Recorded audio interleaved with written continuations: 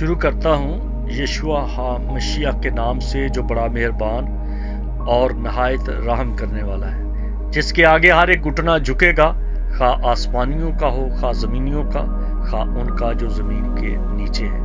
میرے عزیز دوستو، MCM university کے تمام سٹوڈنٹس، سلام، شالوم، جے مسیح کی۔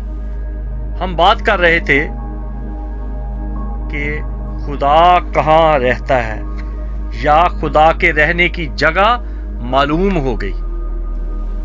اب جن کو پتہ چل چکا ہے کہ خدا کہاں رہتا ہے، اس کے رہنے کی جگہ معلوم ہو گئی، تو وہ تو خوشی سے بھرے سماتے نہیں، وہ تو اتنے خوش ہیں کہ انہیں پتہ چل گیا ہے کہ خدا کہاں پہ رہتا ہے۔ میں نے ذکر کیا تھا کہ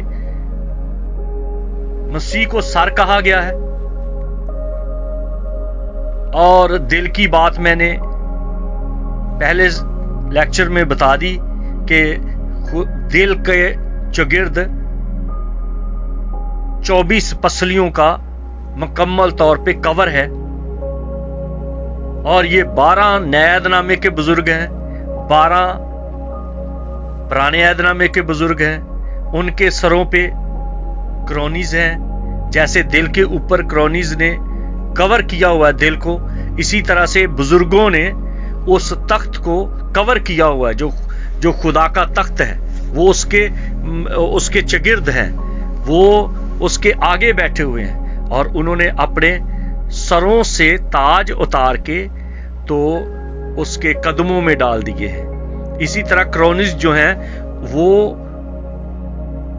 جھکی ہوئی ہیں، اس طرح سے انہوں نے دل کو کور کیا ہے، جیسے تاج سر کو کور کرتا ہے، اس طرح کور کیا۔ اس میں سے آرٹریز نکلتی ہیں، انہی کو آرٹریز کہا جاتا ہے۔ ان میں ایک ایسی آرٹری ہے جو مکمل طور پہ مین پہ چلتی ہے، جس کا میں نے ذکر کیا تھا کہ جغرافیکلی طور پہ ایک دریا ہے جو ملک کنعان میں بہتا ہے، اور یہ دریا لبنان کی پہاڑیوں سے شروع ہوتا ہے۔ لبنان کی پہاڑیوں کے جو چشمے ہیں، اور جو لبنان کی پہاڑیوں پر برف پڑتی ہے، یا جو وہاں سے چشمے بہتے ہیں، وہاں پر ایک چھوٹی سی جھیل بنتی ہے، اس جھیل کا نام ہے ہولا۔ اور ہولا جھیل سے پھر آگے ایک چھوٹا سا نالا سا نکلتا ہے، اور اس نالے سے جو پانی گرتا ہے وہ ایک بڑی جھیل کی شکل بن جاتی ہے، جس کا نام ہے گلیل کی جھیل، اور اسے گنیسرت کی جھیل بھی کہا جاتا ہے۔ اور اس جھیل سے پھر ایک دریا بال کھاتے ہوئے، ایسے جیسے آرٹری چلتی ہے، بال کھاتے ہوئے وہ نیچے آتی ہے، اور وہ جو جھیل سے جو بال کھاتا ہوا دریا بہتا ہے، اس کا نام ہے دریائے ایدن، دریائے اردن، دریائے جارڈن، دریائے یردن۔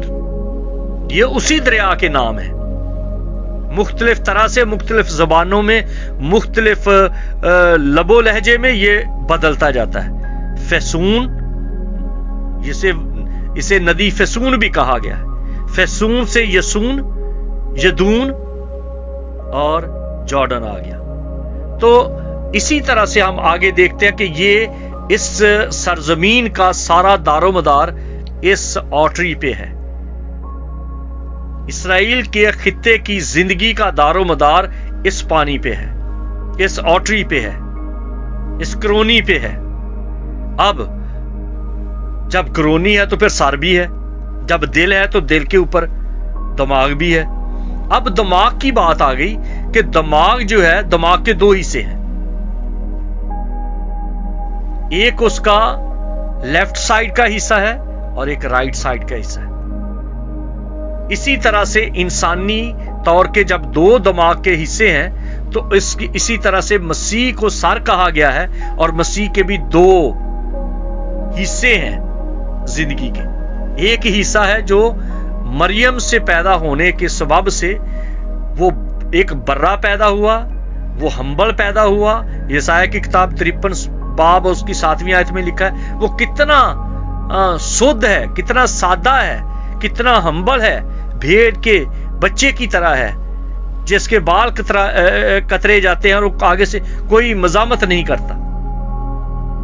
फिर उसका दूसरा हिस्सा जब देखते हैं तो वो मकाशफा की किताब में से हमें दिखाई देता है, 5वां बाब उसकी 5वीं आयत, कि वो यहूदा का बब्बर है। अब ये तो आ गया दिल की बात और दिमाग की बात। अब आगे आ जाए तो फेफड़ों की बात है। अब फेफड़ों के भी 2 हिस्से हैं और इन दोनों की बड़ी खास अहमियत है, जिसका तल्लुक 2 तिमोथियुस 3 बाब की 16वीं आयत में लिखा है कि खुदा का कलाम जिंदगी देता है, जैसे कि नया ऐदनामा और पुराना ऐदनामा जो है ये लंग्स है। ये अब्रानी जुबान और यूनानी जुबान में इसको कुछ और व्यू से हम जान सकते हैं, लेकिन मैं एक लफ्ज आपके साथ जरूर शेयर करूंगा जो यूनानी जुबान का है, वो है थियोपनियुस्तुस। थियोपनियुस्तुस। ये मैं इसलिए तोड़ तोड़ के बोल रहा हूं ताकि आपको ढूंढने में आसानी हो जाए। थियोपनिस्तुस।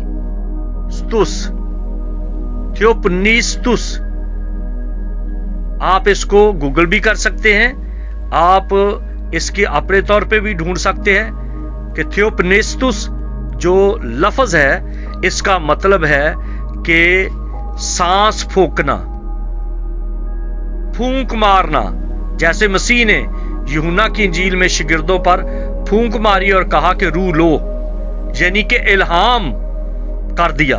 इल्हाम का मतलब जो है यूनानी जुबान में वो है थियोपनिस्तुस,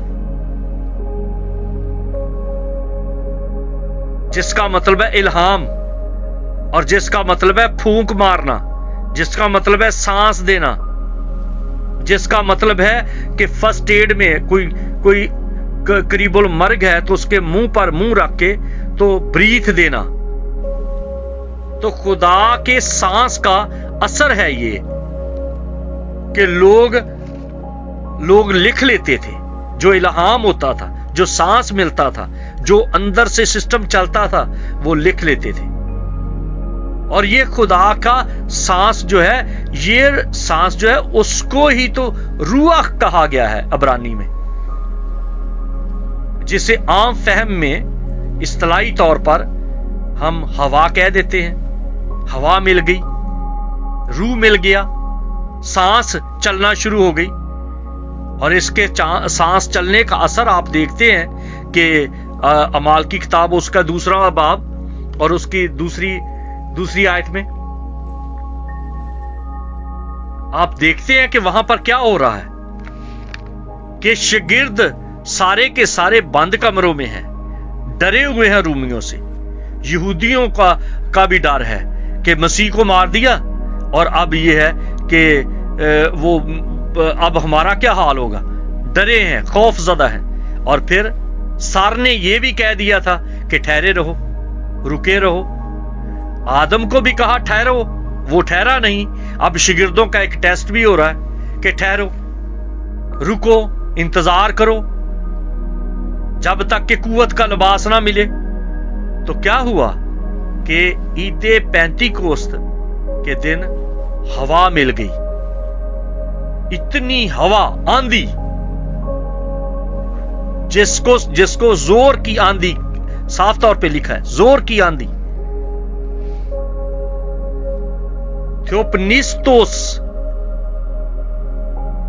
थियोपनिस्तुस, हवा, जोर की हवा, फूंक, सांस। खुदा ने फूंका, आदम के नथनों में फूंका, शागिर्दों पर फूंका गया। जब फूंक मारी जाती है तो हवा निकलती है और शागिर्दों के अंदर जान आ गई, खौफ खत्म हो गया, तौर तरीका बदल गया। जैसे आदम के अंदर जान आ गई, दूसरे इंसानों में जान है लेकिन आदम के अंदर रूह आ गया।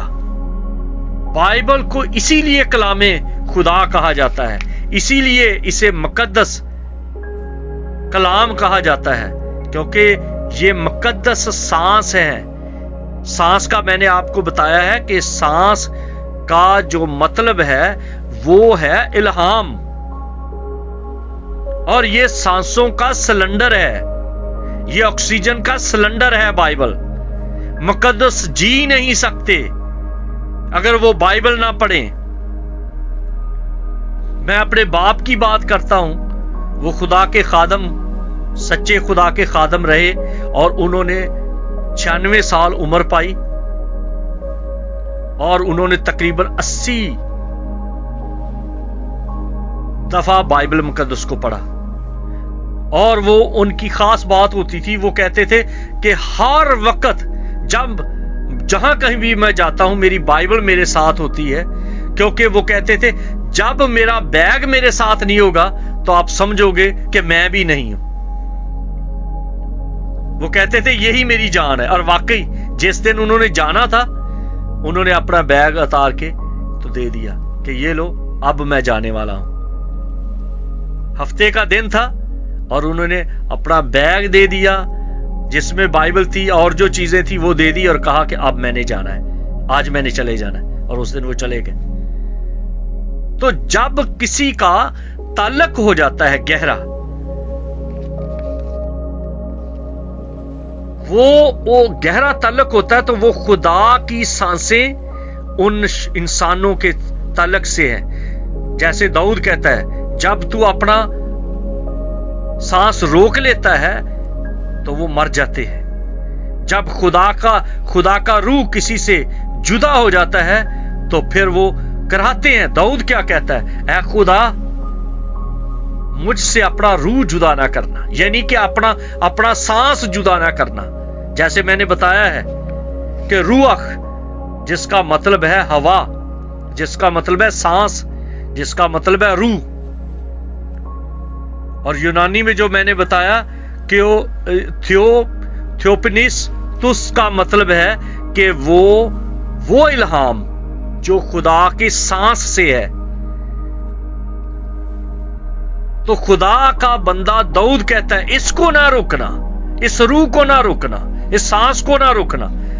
और ये है फेफड़े जो हमारे अंदर चलते हैं, जिनसे हमारा जोर बनता है। खुदा के कलाम से जोर बनता है, खुदा के कलाम से हम जीते हैं। खुदा का कलाम हर रोज हमें जिस चर्च में, जिस ईमानदार की जिंदगी में खुदा का कलाम नहीं, जो बाइबल को पढ़ता नहीं, समझो कि वो मरे के मरे।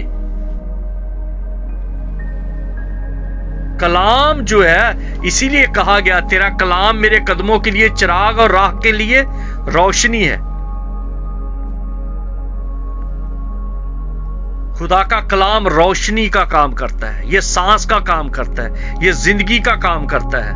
अगर आप जीना चाहते हैं, अगर आप चाहते हैं कि आपकी फानी जिंदगी गैर फानी हो जाए, अगर आप चाहते हैं कि आपके अंदर खुदा का तख्त लग जाए, तो फिर अमाल की किताब उसका 2 बाब उसकी 38वीं आयत में लिखा है कि उनके दिलों पर चोट लगी और उन्होंने कहा अब ऐ भाइयों हम क्या करें। तो पतरस ने कहा कि यीशु के नाम पर बपतिस्मा लो और वही रूह तुम्हें मिल जाएगा, यानी वही सांस मिल जाएगा। इसी तरह जिंदगी मिल जाएगी। अपने पुराने कामों, अपने पुराने अवामल से छुटकारा हासिल करो। नशा छोड़ दो, गंदी महफिल छोड़ दो, गंदे काम छोड़ दो, गंदा खाना छोड़ दो, गंदा पीना छोड़ दो, गंदा पहनना छोड़ दो, तो फिर सब कुछ नया बन जाएगा। जो तख्त पर बैठा है वो कहता है देख मैं सब कुछ नया बना देता हूं। आज वक्त है, वक्त को जाया मत करें। इस फानी जिंदगी को अबदी जिंदगी में बदलना चाहते हैं, आम इंसान से खास इंसान आदम जो खुदा का बंदा था, खुदा के बंदे बनना चाहते हैं,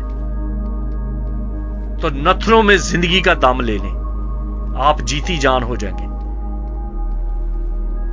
क्योंकि खुदा आपके अंदर, क्या तुम नहीं जानते कि तुम खुदा का मकदूस हो और खुदा का रूह तुम में बसा हुआ है। चर्चेस की बात नहीं है, وہ خدا کا گھر نہیں، وہ عبادت کی جگہ ہے، وہ اجتماع کی جگہ ہے، وہ مجمع کی جگہ ہے، اکٹھے ہونے کی جگہ ہے۔ لیکن خداوند یسوع نے کہا میں تمہارے اندر ہوں گا، دنیا مجھے نہیں دیکھے گی لیکن تم مجھے جانتے ہو، میں تمہارے اندر ہوں گا۔ ہم نے جان لیا خدا کے رہنے کی جگہ کہاں پہ ہے۔ میں اس لیے آیا کہ وہ زندگی پائیں اور کثرت سے پائیں۔ کثرت کی زندگی اسی کے پاس ہے جس کا سر یسوع ہے، جس کے دل میں اس کا تخت لگا ہوا ہے، جس کے لنگز خدا کا کلام ہے، اور جس کے ہاتھ پاؤں اس کے ناپ کی ہیں، ان کو وہ یوز کرتا ہے اپنے کام کے لیے، جیسے اس نے موسیٰ کے ساتھ سارے اس مقدس اجتماع کے، وہ خیمہ اجتماع کے، وہ مقدس مقام کے سارے ناپ تول انسانی باڈی کے لیے گئے، کیونکہ انسانی باڈی میں ہی اسے رہنا تھا۔ وہ دکھا رہا تھا کہ ابھی میں تمہارے درمیان ایک کمرے کی طرح، ایک ہیکل کی طرح، ایک خیمے کی طرح رہتا ہوں، لیکن بعد میں اس بدن میں رہوں گا، اس بدن کو استعمال کروں گا۔ کیا تم نہیں جانتے کہ تم خدا کا مقدس ہو اور خدا کا روح تم میں بسا ہوا ہے؟ جو اس مقدس کو برباد کرے گا خدا اس کو برباد کر دے گا۔ یعنی کہ یہ مقدس خدا کے رہنے کی جگہ ہے۔ وہ سب میں نہیں رہتا، نہ سب میں اس کا روح ہے۔ غلط فہمی میں نہ رہیں۔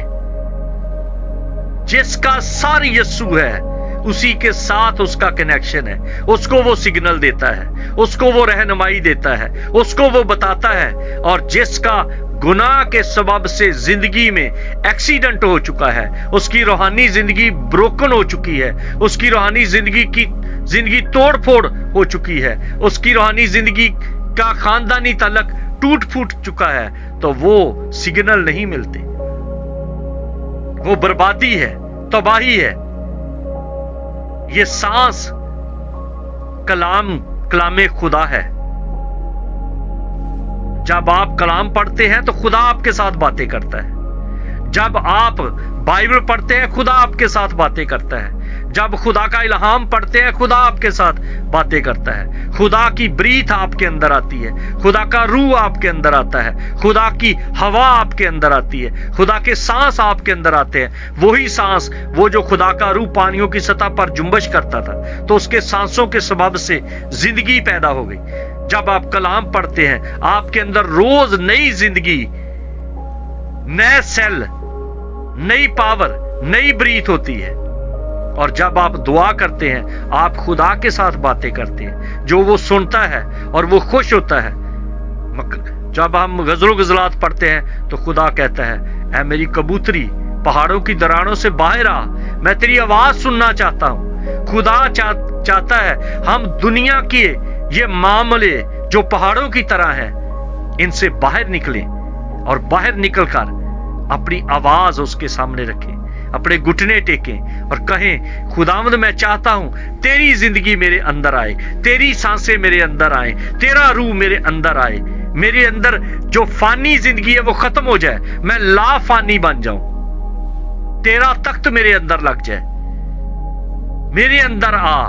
مکاشفہ کی کتاب میں لکھا ہے میں دروازہ نوک کرتا ہوں، اگر کوئی میری آواز سن کے دروازہ کھولے گا تو میں اس کے پاس آؤں گا، اس کے اندر آ جاؤں گا۔